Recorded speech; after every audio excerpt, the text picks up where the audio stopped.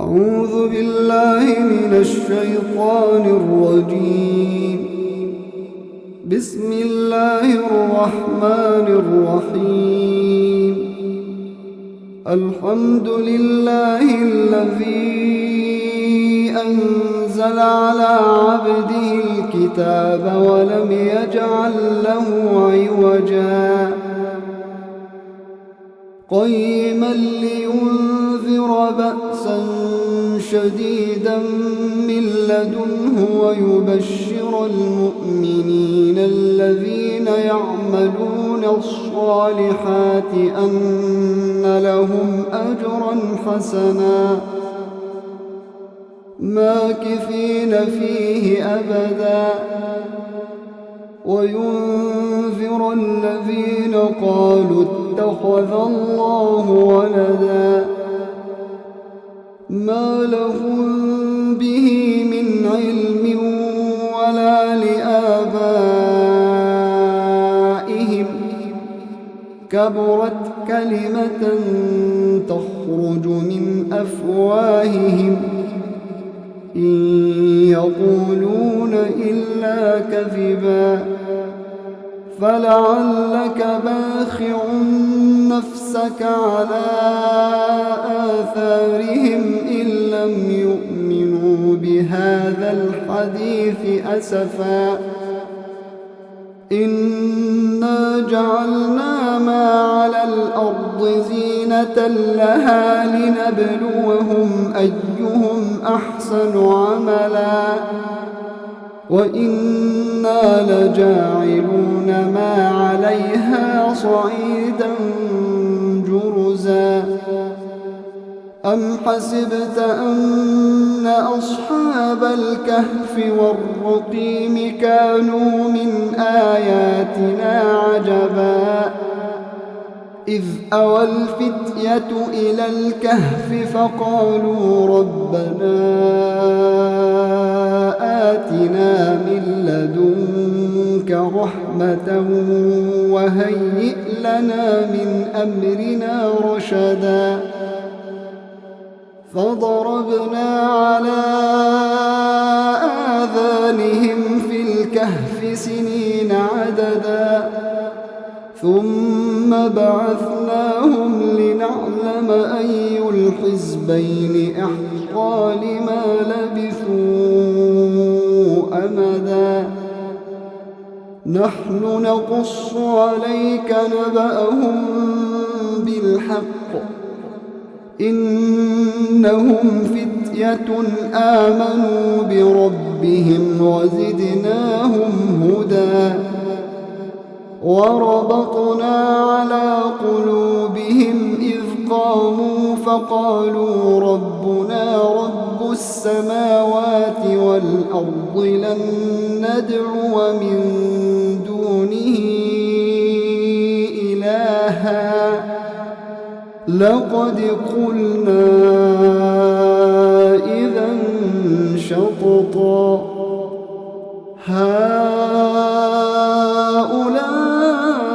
هؤلاء قوم اتخذوا من دونه آلهة لولا يأتون عليهم بسلطان بين فمن أظلم ممن افترى على الله كذبا وإذ اعتزلتموهم وما يعبدون إلا الله فأووا إلى الكهف ينشر لكم ربكم من رحمته ويهيئ لكم من أمركم مرفقا وترى الشمس إذا طلعت تزاور عن كهفهم ذات اليمين وإذا غربت تقرضهم ذات الشمال وهم في فجوة منه ذلك من آيات الله من يهد الله فهو المهتد ومن يضلل فلن تجد له وليا مرشدا وتحسبهم أيقاظا وهم رقود ونقلبهم ذات اليمين وذات الشمال وكلبهم باسط ذراعيه بالوصيد لو اطلعت عليهم لوليت منهم فرارا ولملئت منهم رعبا وكذلك بعثناهم ليتساءلوا بينهم قال قائل منهم كم لبثتم قالوا لبثنا يوما أو بعض يوم قالوا ربكم أعلم بما لبثتم فابعثوا أحدكم بورقكم هذه إلى المدينة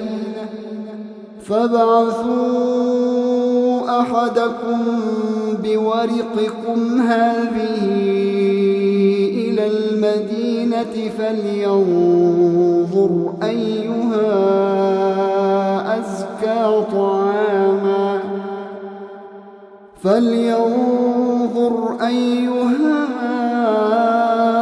أزكى طعاما فليأتكم برزق منه وليتلطف ولا يشعرن بكم أحدا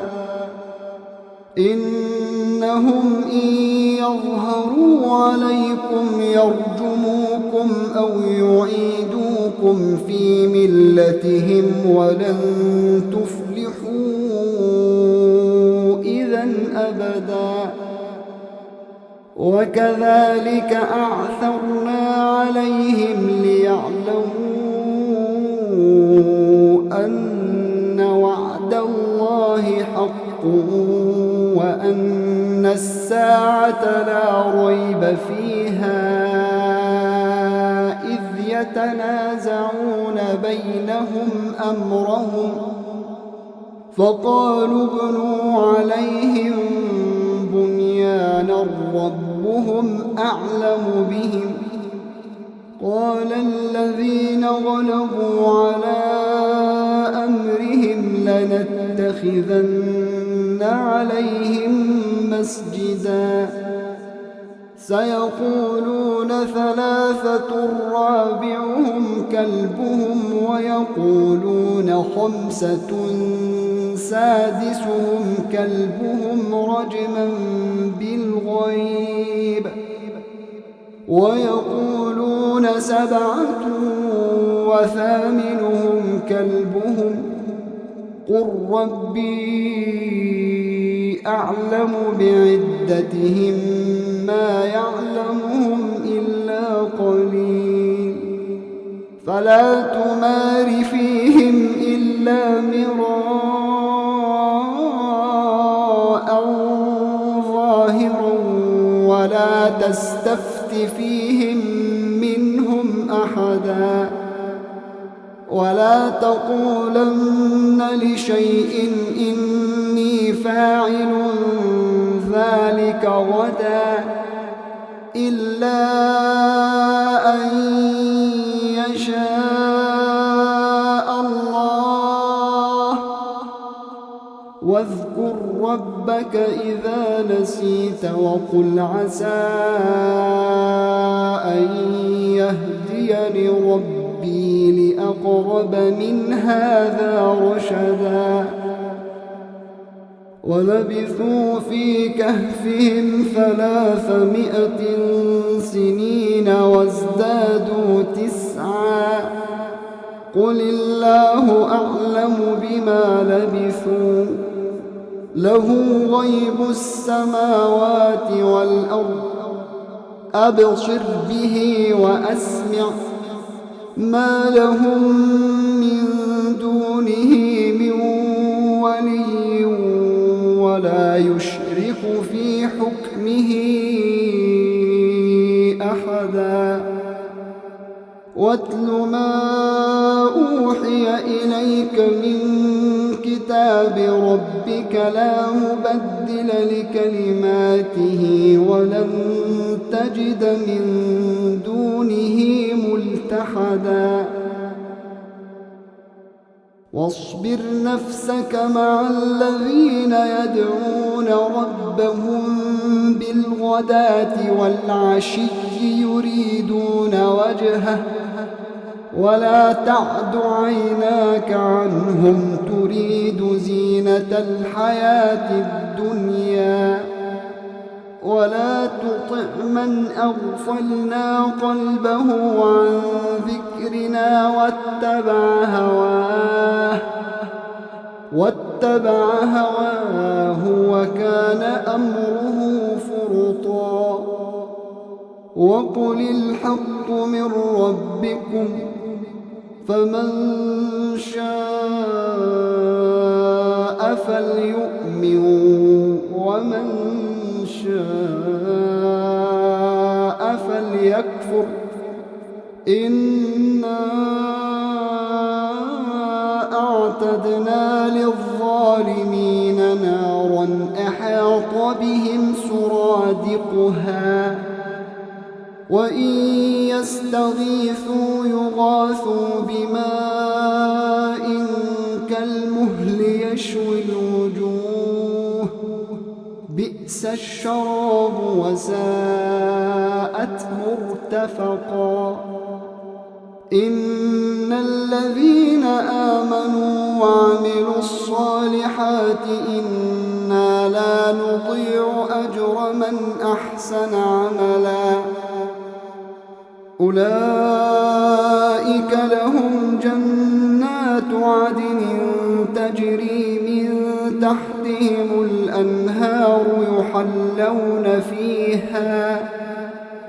يحلون فيها من أساور من ذهب ويلبسون ثيابا خضرا من سندس واستبرق متكئين فيها على الأرائك نعم الثواب وحسنت مرتفقا واضرب لهم مثلا الرجلين جعلنا لأحدهما جنتين من أعناب وحففناهما بنخل وجعلنا بينهما زرعا كلتا الجنتين آتت أكلها ولم تظلم منه شيئا وفجرنا خلالهما نهرا وكان له ثمر فقال لصاحبه وهو يحاوره أنا أكثر منك مالا وأعز نفرا ودخل جنته وهو ظالم لنفسه قال ما أظن أن تبيد هذه أبدا وما أظن الساعة قائمة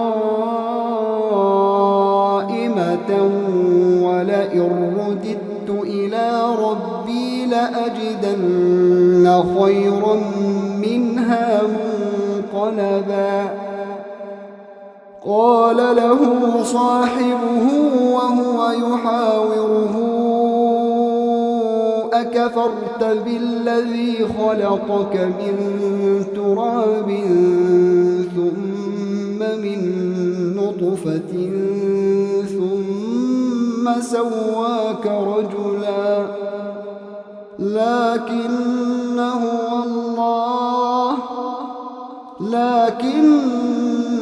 هو الله ربي ولا أشرك بربي أحدا ولولا إذ دخلت جنتك قلت ما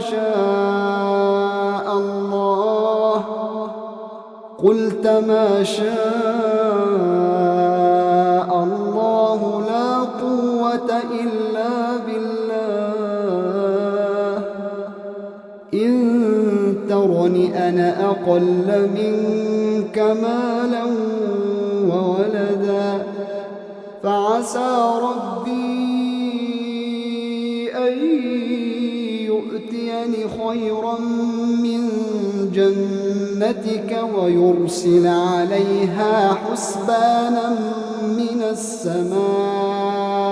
فتصبح صعيدا زلقا أو يصبح ماؤها غورا فلن تستطيع له طلبا وأحيط بثمره فأصبح يقلب كفيه على ما أنفق فيها وهي خاوية على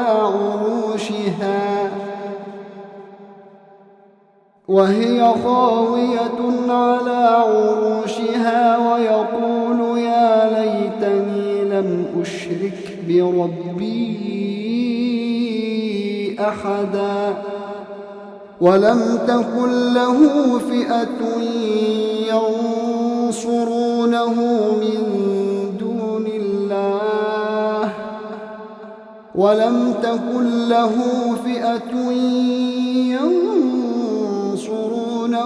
من دون الله وما كان منتصرا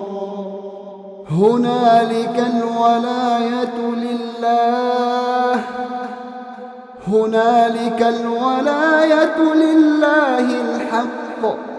هو خير ثوابا وخير عقبا واضرب لهم مثل الحياة الدنيا كماء إن أنزلناه من السماء فاختلط به نبات الأرض فأصبح هشيما تذروه الرياح وكان الله على كل شيء مقتدرا المال والبنون زينة الحياة الدنيا والباقيات الصالحات خير عند ربك ثوابا وخير أملا ويوم نسير الجبال وترى الأرض بارزة وحشرناهم فلم نغادر منهم أحدا وعرضوا على ربك صفا لقد جئتمونا كما خلقناكم أول مرة بل زعمتم أن لن نجعل لكم موعدا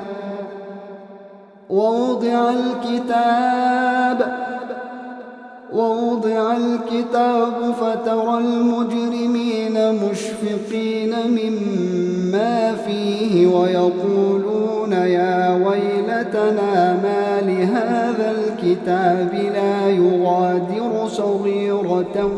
ولا كبيرة ويقولون يا ويلتنا ما لهذا الكتاب لا يغادر صغيرة ولا كبيرة إلا أحصاها ووجدوا ما عملوا حاضرا ولا يظلم ربك أحدا وإذ قلنا للملائكة اسجدوا لآدم فسجدوا إلا إبليس كان من الجن ففسق عن أمر ربه أفتتخذونه وذريته أولياء من دوني وهم لكم عدو بئس للظالمين بدلا ما أشهدتهم خلق السماوات والأرض ولا خلق أنفسهم وما كنت متخذ المضلين عضدا ويوم يقول نادوا شركائي الذين زعمتم فدعوهم فلم يستجيبوا لهم وجعلنا بينهم موبقا ورأى المجرمون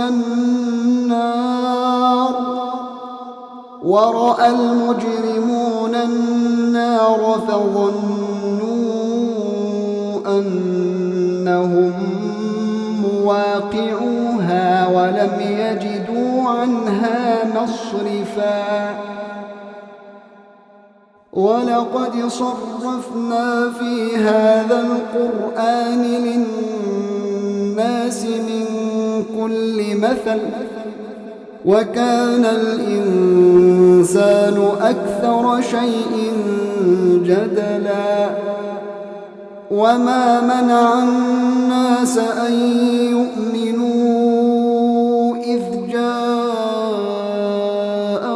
الهدى ويستغفروا ربهم إلا أن تأتيهم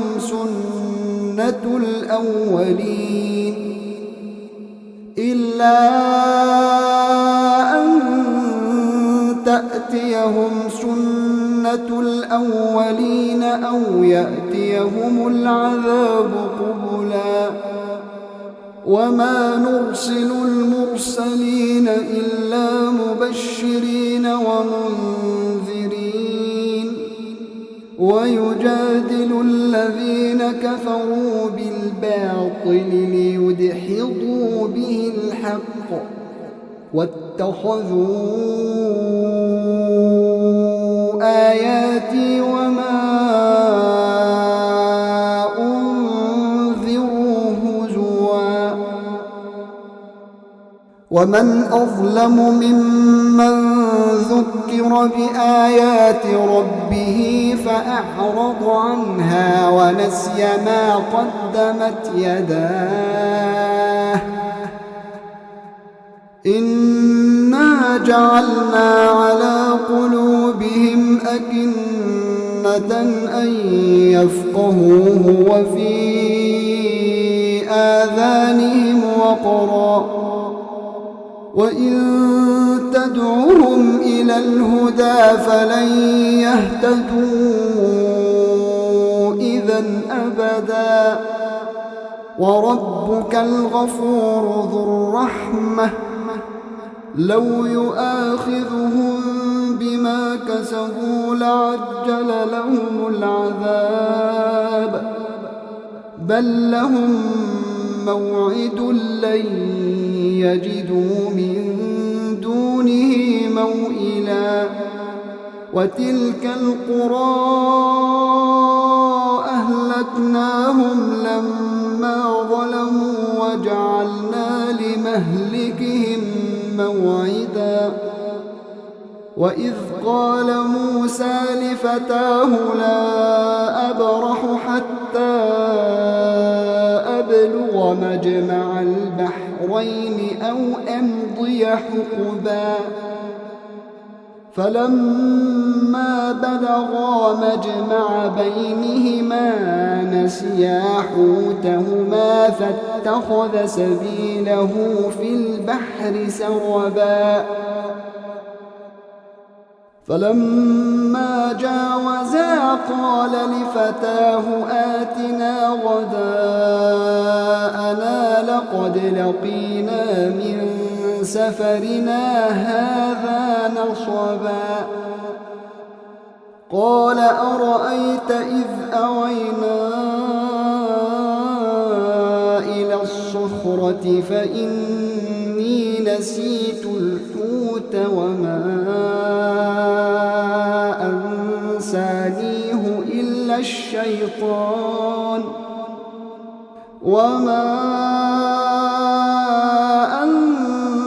أنسانيه إلا الشيطان أن أذكره واتخذ سبيله في البحر عجبا قال ذلك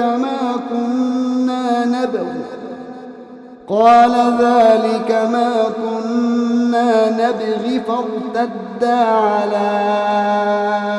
آثارهما قصصا فوجدا عبدا من عبادنا آتيناه رحمة من عندنا وعلمناه من لدنا علما قال له موسى هل أتبعك على أن تعلمني مما علمت رشدا قال إنك لن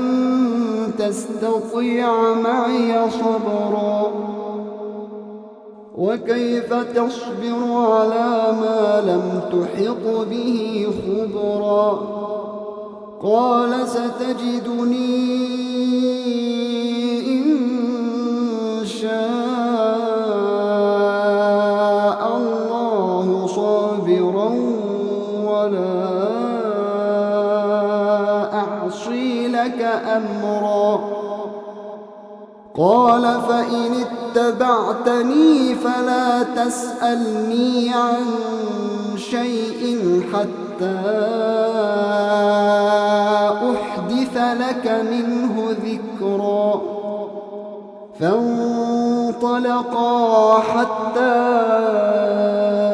إذا ركبا في السفينة خرقها قال أخرقتها لتغرق أهلها لقد جئت شيئا إمرا قال ألم أقل إنك لن تستطيع معي صبرا قال لا تؤاخذني بما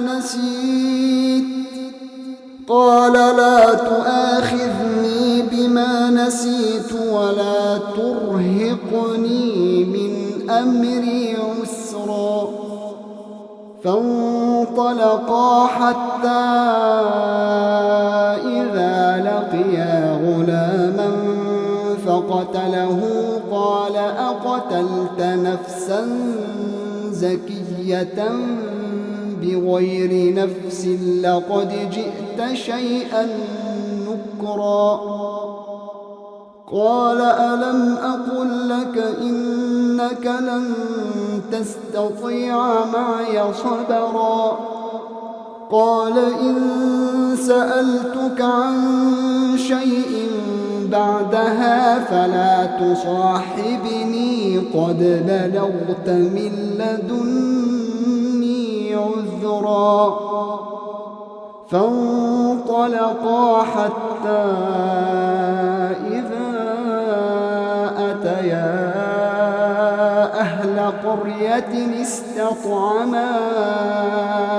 أهلها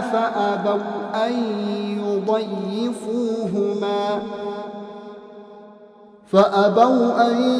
يضيفوهما فوجدا فيها جدارا يريد أن ينقض فأقامه قال لو شئت لاتخذت عليه أجرا قال هذا فراق بيني وبينك سأنبئك بتأويل ما لم تستطع عليه صبرا أما السفينة فكانت لمساكين يعملون في البحر فأردت أن أعيبها وكان وراءهم ملك يأخذ كل سفينة غصبا وأما الغلام فكان أبواه مؤمنين فخشينا أن يرهقهما طغيانا وكفرا فأردنا أن يبدلهما ربهما خيرا منه زكاة وأقرب رحما وأما الجدار فكان لغلامين يتيمين في المدينة وكان تحته كنز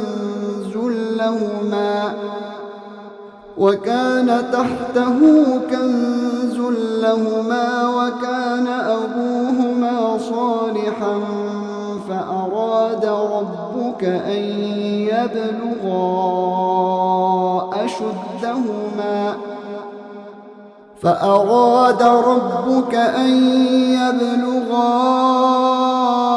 أشدهما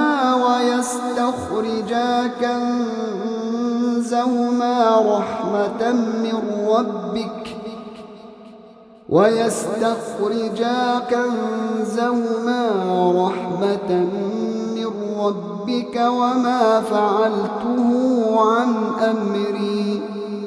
ذلك تأويل ما لم تستطع عليه صبرا ويسألونك عن ذي القرنين قل سأتلو عليكم منه ذكرا إنا مكنا له في الأرض وآتيناه من كل شيء سببا فأتبع سببا حتى إذا بلغ مغرب الشمس وجدها تغرب في عين حمئة ووجد عندها قوما قلنا يا ذا القرنين إما أن تعذب وإما أن تتخذ فيهم حسنا قال أما من ظلم فسوف نعذبه ثم يرد إلى ربه فيعذبه عذابا نكرا وأما من آمن وعمل صالحا فله جزاء الحسنى وسنقول له من أمرنا يسرا ثم أتبع سببا حتى إذا بلغ مطلع الشمس وجدها تطلع على قوم لم نجعل لهم من دونها سترا كذلك وقد أحطنا بما لديه خبرا ثم أتبع سببا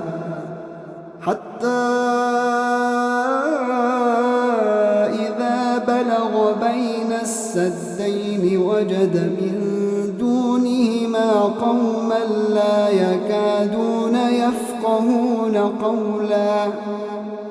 قالوا يا ذا القرنين إن يأجوج ومأجوج مفسدون في الأرض فهل نجعل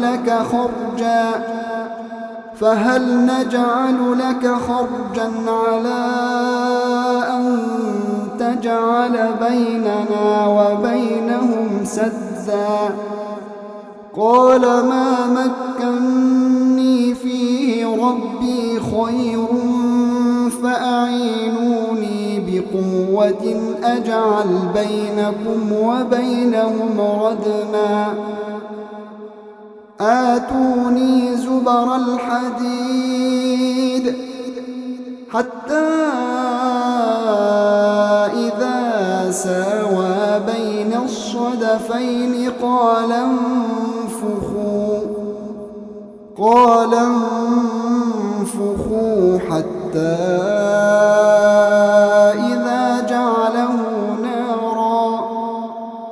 حتى إذا جعله نارا قال آتوني أفرغ عليه قطرا فما استطاعوا أن يظهروه وما استطاعوا له نقبا قال هذا رحمة من ربي فإذا جاء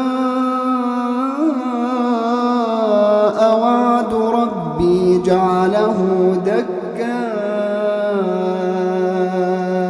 وكان وعد ربي حقا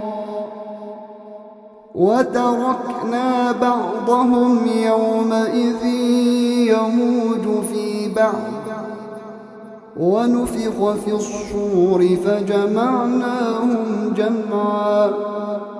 وعرضنا جهنم يومئذ للكافرين عرضا الذين كانت أعينهم في غطاء عن ذكري وكانوا لا يستطيعون سمعا أفحسب الذين كفروا أن يتخذوا عبادي من دوني أولياء إنا أعتدنا جهنم للكافرين نزلا قل هل ننبئكم بالأخسرين أعمالا الذين ضل سعيهم في الحياة الدنيا وهم يحسبون أنهم يحسنون صنعا أولئك الذين كفروا بآيات ربهم ولقائه